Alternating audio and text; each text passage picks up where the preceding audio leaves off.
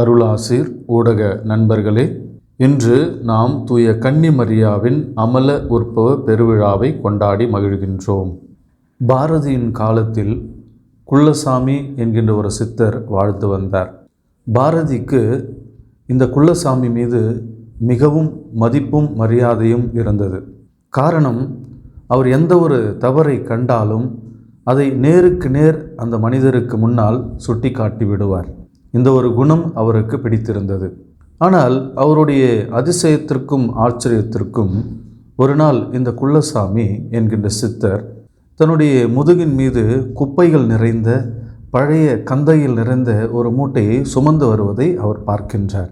இதை கண்ட அவருக்கு இதை ஏற்றுக்கொள்ள முடியவில்லை. அவருடைய மனதிலே ஒரு நெருடல்.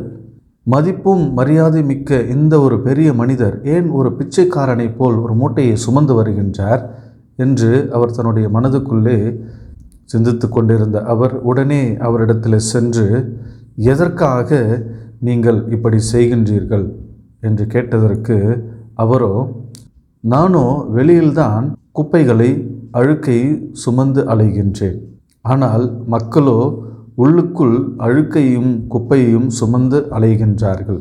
எனவேதான் பாரதி அழகாக ஒரு கவிதையை படைத்திருக்கின்றார். புறத்தே நான் சுமக்கின்றேன், அகத்துள்ளே இன்னதொரு பழங்குப்பையை சுமக்கின்றாய் நீ என்று.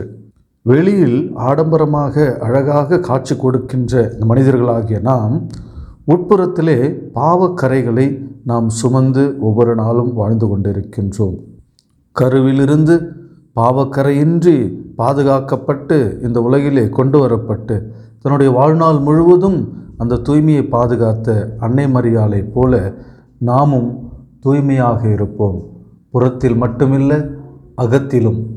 அகத்தின் அழகு முகத்தில் தெரியும் என்று சொல்லுவார்கள். நமது அகத்திலே இருக்கின்ற இந்த தூய்மையானது, இந்த பரிசுத்தமானது எப்பொழுதும் நம்முடைய சொல்லிலும் செயலிலும் சிந்தனையிலும் வெளிப்பட நாம் முயற்சி செய்வோம். ஜெபம்.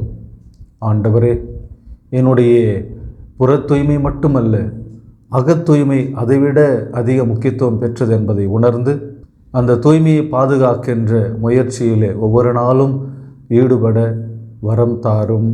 ஆமென்.